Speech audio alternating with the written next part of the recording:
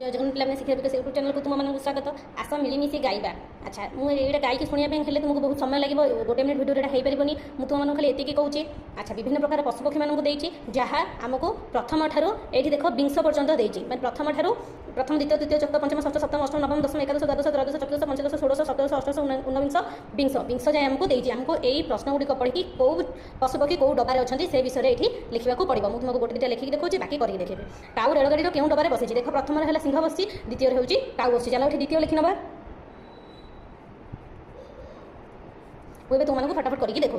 देख पे आ भर मोर सब प्रश्न उत्तर सारी चलो तुमको पढ़ी शुणाऊँ। नेउल क्यों डबार अच्छी षष्ठ डबार द्वादश डबार किए अच्छी गध बाघ क्यों डबार बसी एकादश पंचदश डबा पर क्यों डबा पड़ो षोडश भालू क्यों डबार भालू जो डबार अच्छी पूर्ववर्ती डबा क्यों अष्टादश बाघ और बग बसी डबा मध्य क्यों क्यों डबा अच्छी नवम और दशम डबा अच्छी। आशा करुँ तुम नंबर 3 नंबर बुझीपार भल लगे भिडियो लाइक कर शेयर कर चैनल सब्सक्राइब कर रही पे पुणी देखा 4 नंबर में। जय जगन्नाथ।